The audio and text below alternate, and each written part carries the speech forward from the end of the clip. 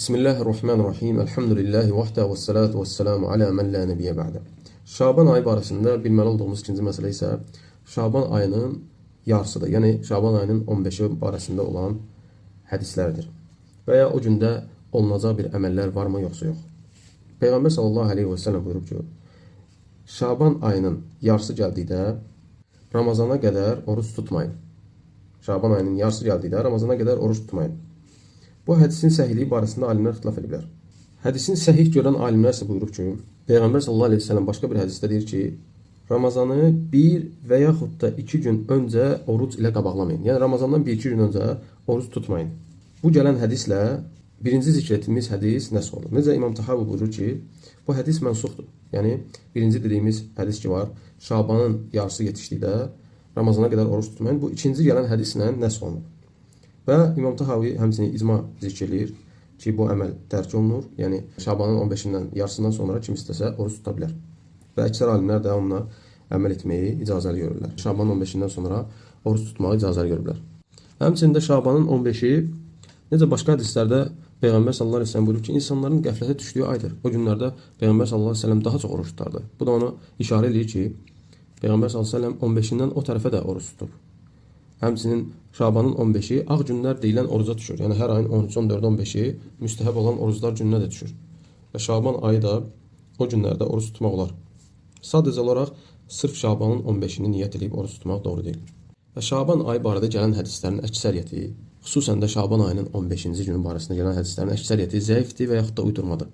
Onlardan misal çəkmək olar ki, Şabanın yarısı yetişdikdə, Şabanın yarısı gəldiyi vaxt onun gecəsini qiyamla, gündüzünü isə orucla yerinə yetirin. Bu hədis uydurmadır. Və ya başqa biri Şaban ayının fəziləti başqa aylara olan fəzilətində başqa peyğəmbərlərə olan fəziləti kimidir. Həmçində bu Peyğəmbər sallallahu əleyhi və səlləmin adına danışılan bir yalandır. Necə İbn Rəcəb rahimehullah deyir ki, bu da Peyğəmbər sallallahu əleyhi və səlləmin adından uydurulmuş bir yalandır. Peyğəmbər sallallahu əleyhi və səlləm belə bir söz deməyib.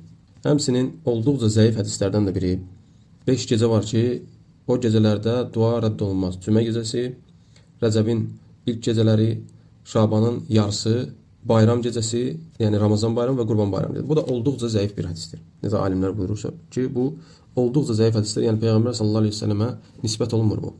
Və yaxud da zəif hədislərdən də biri Şeyx Albani rahimehullahın zəif gördüyü hədislərdən də biri Peyğəmbər sallallahu əleyhi və səlləm güya deyib ki, Cəbrail əleyhissalam mənə gəldi və dedi ki, Şabanın yarısını qiyamla keçirdi.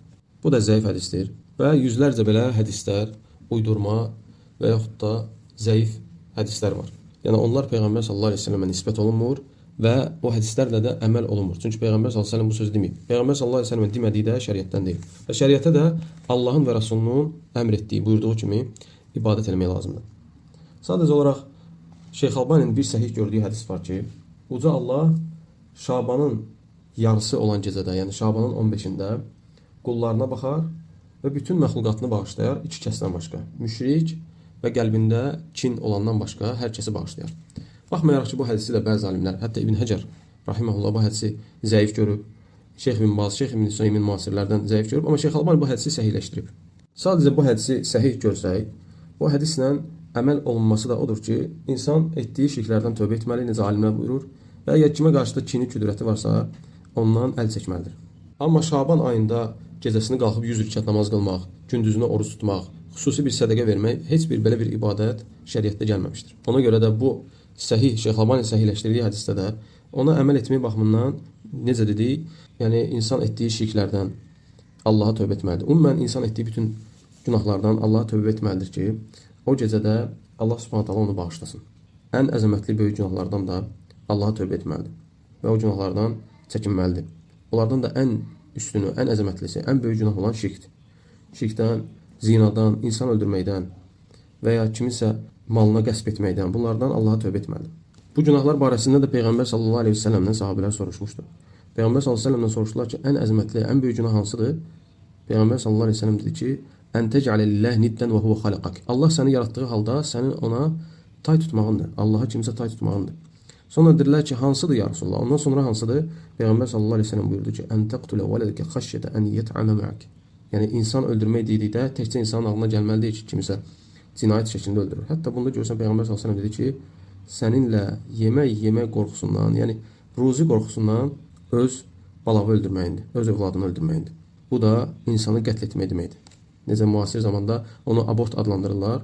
Uşağa artıq Allah Subhanahu taala müəyyən bir surət verdikdən sonra artıq onu abort edirlər, ana bətnindən götüzdürürlər. Bu da insanı qətl etməkdəndir. Böyük günahlardandır da. Sonra soruşdular ki, hansı günah ya Rasulullah? Peyğəmbər sallallahu əleyhi və səlləm dedi ki, qonşunun qadını ilə zina etmək.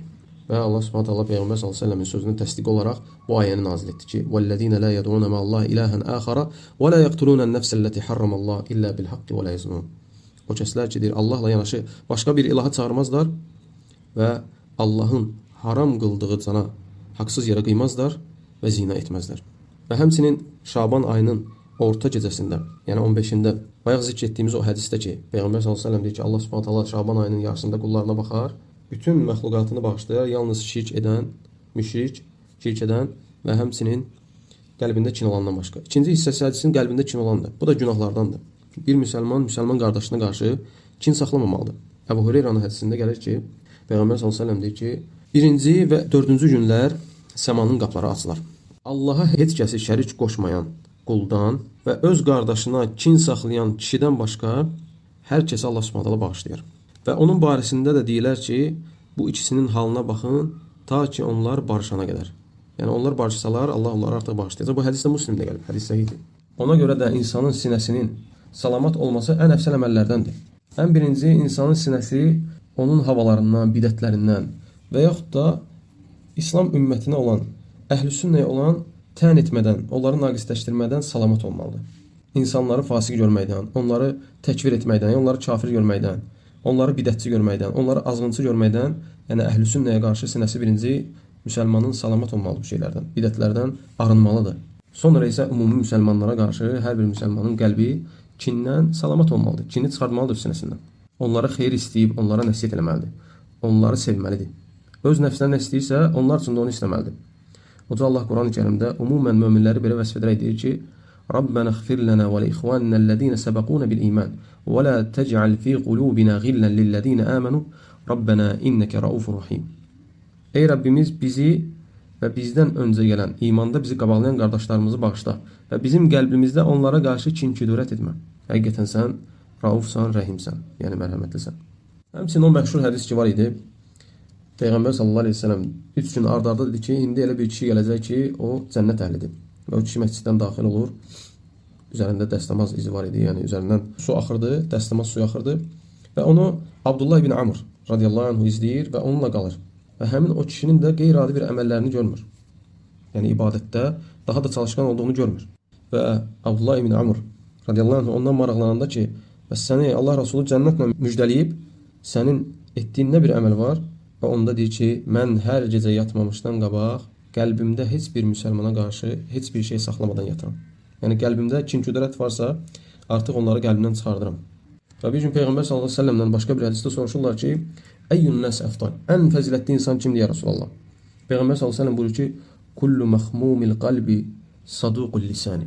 Yəni hər qəlbini təmizləyən və dili sadiq olan insandır. Sahabələr soruşurlar ki, ya Rasulullah, sadiq dilli insanı başa düşdük, sadiq olan insanı başa düşdük. Bəs məxmumul qalb nədir? Yəni qəlbini təmizləyən nədir? Peyğəmbər sallallahu əleyhi və səlləm onda buyurur ki, "Huvet-taqiyyun naqiyyullazi la isma fihi və la baghy və la ghilla və la hasada."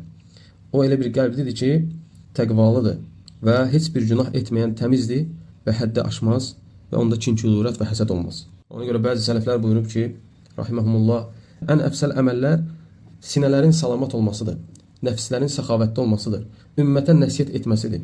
Və deyir, beləcə deyir, bu xislətlə uca bir dərəcəyə çatmaq istəyən çatar. O insan deyir, çoxlu oruclar tutmaq, çoxlu namazlar qılmaqla bu dərəcəyə çata bilməz. Yalnız deyir, bu sifətlərlə ola bilsin ki, gəlib o üstün dərəcəyə çatar. Ona görə də hər birimizə vacibdir ki, bağışlayan Allahın məğfirətindən uzaqlaşdıracaq bütün haram işlərdən çəkinək.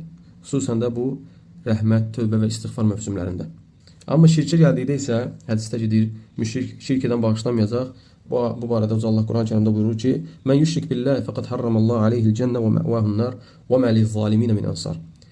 Kim Allaha şərik qoşarsa, artıq Allah ona cənnəti haram etmişdir və onun sığınacağı yer cəhənnəmdir və zalimlərin kömək edəni olmaz. Ona görə də bu ayda, Şaban ayında, xüsusən də Şaban ayının 15-də şəriətdə gəlməyən şeylərlə insan gərək öz nəfsini yormasın. Çünki şəriətdə olmayan şeyləri, əməlləri etmək onsuz da insana bir fayda verməyəcək. Çünki ibadətin qəbul olması üçün iki şərt vacibdir. Birincisi ixlasdır, Allah üçün olmalıdır. İkincisi isə muvafiq olmalıdır, sünnəyə muvafiq olmalıdır. Yəni Muhammed sallallahu aleyhi ve sellem Allah'a necə ibadət edibsə elə olmalıdır. O Muhammed sallallahu aleyhi ve sellem də Şabanın gecəsində 100 rükət namaz qılmayıb, gündüzünü oruç tutmayıb, xaslaşdırmayıb yəni. Ona görə də bu mövsümdə istifadə eləmək lazımdır, xaslaşdırmadan oruclar tutmaq və Ramazan ayına hazırlaşmaq. Ramazan ayına çoxlu Quran oxumaqla, insanda olan günahlara tövbə etməklə, naqislikləri aradan qaldırmaqla hazırlaşmaq lazımdır. Bəzi sələflər necə deyərdilər?